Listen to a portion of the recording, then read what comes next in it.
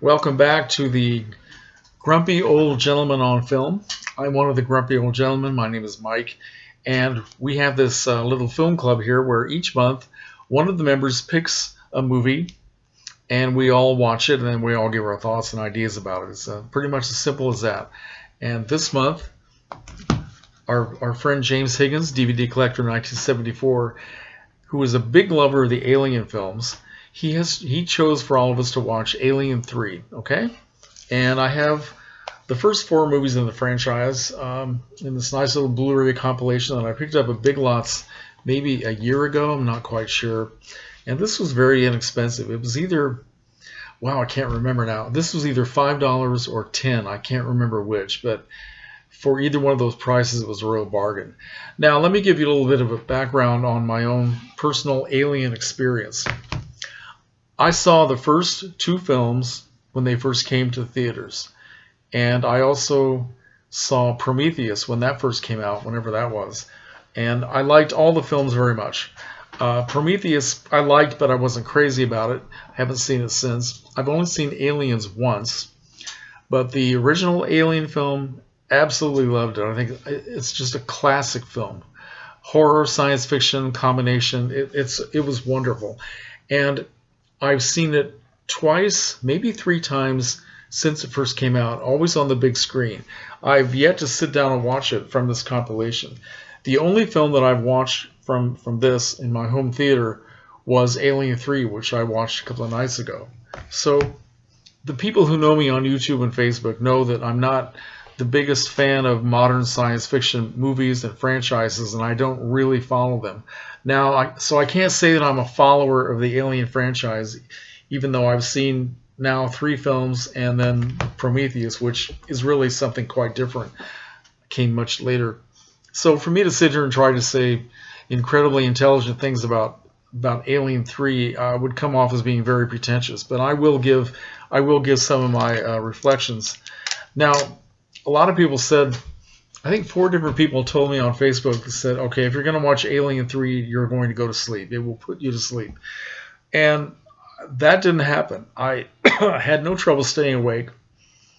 The film moved very quickly. I watched the theatrical version, by the way. I didn't watch the longer version. And no, the film moved very quickly, and I was very wide awake and engaged during the entire thing. I can't say that I enjoyed the movie that much. It just wasn't my style. But no, I stayed awake, had no trouble. It did not make me want to get drowsy or anything like that. So I haven't watched anybody else's videos yet. I started watching part of James's video, and I decided to stop watching it because I wanted to watch the movie myself. Because instead of hearing what other people had said about it, I wanted to just sort of form my own opinion. And I did read somewhere in somebody's comments, or maybe, I can't remember now exactly, but they talked about how it was a disappointing plot point for a lot of people that at the beginning of the film, Ripley was the only one who survived. The other people, well, the 2 humans who were with her, the little girl Newt, who was such a lovable character, and the character played by Michael Biehn, whose name I hope I'm pronouncing that right, Michael Biehn. I can't remember the name of the character right now. And the android Bishop, that they all did not survive. That was very sad. I don't know why. Yeah, I don't know why they would choose to kill the little girl, especially. That was very sad, because she was a lovable, strong, spirited character. I remember that much about Aliens. I don't remember a lot of the details of Aliens because I've only seen it once. It's been a long time. But yeah, that's kind of sad. However, I have to say that for them to make Ripley the only survivor and to face this challenge almost completely on her own in a very angry alien environment with all these prisoners, I have to admit that made for a lot of fascinating tension. And the film was very dark all the way through. Dark in theme, dark in characterizations, and just dark in the way it looked, which I suppose was appropriate for such a tense theme, tense plot. But as I said before, I can't say that I really enjoyed the movie. But yeah, and I think that one thing I do like about the story, one thing I did think was really interesting, is the fact that they made this a planet that had no weapons. It seems odd that on a prison colony planet nobody would have any weapons, but that was interesting because she and the people who were united with her to defeat these monsters had to find some sort of creative way of fighting them without weaponry. That was really fascinating, I have to admit. Um, I would say that beyond that, the idea that the men in this colony had formed some sort of a cultic religion that they were all following was an interesting idea that seemed to go nowhere at all and didn't seem to be important as for the rest of the story, except they were all living celibate lives, and that all of a sudden a woman was placed in front of them, which was a irresistible temptation. So of course there had to be a scene where a lot of the men were attempting to rape her, and that was pretty ugly. I thought that most of the story, after it was established, okay, the monster had come to life, and then it was just a series of people being trapped in corridors or in enclosed spaces, and here comes the most recent xenomorph to cause a bloodbath.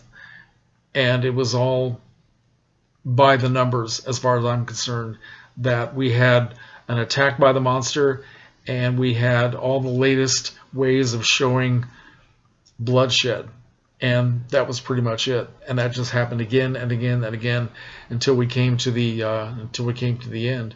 So essentially, what could have been a fascinating story to me was anything but. It did move very quickly, and I think that at the end, where Ripley had to sacrifice herself, was, I mean, it added something to her particular legend, but I didn't find it to be, well, okay, she's dead. She killed herself because she had a monster inside of her. So of course, that's the only thing she could have done. It would have been out of character for her not to do that. So I can't say that I found this movie to be all that exciting. It was just another fast-moving science fiction film that, to me, didn't even approach the original Alien. Didn't even come close. And I do intend to watch Alien Resurrection at some point, simply because it's I'm kind of a completist, and now that I've seen the first three, I want to see the last one in this package. So I will watch it at some point. As far as David Fincher as a director, I've liked a lot of his. I haven't seen all of his films, but I like The Game. I like Fight Club. I like Zodiac. I like Gone Girl. And The Social Network was not that great, but I did like the other films that I've seen. So yeah, I think he's a very good director.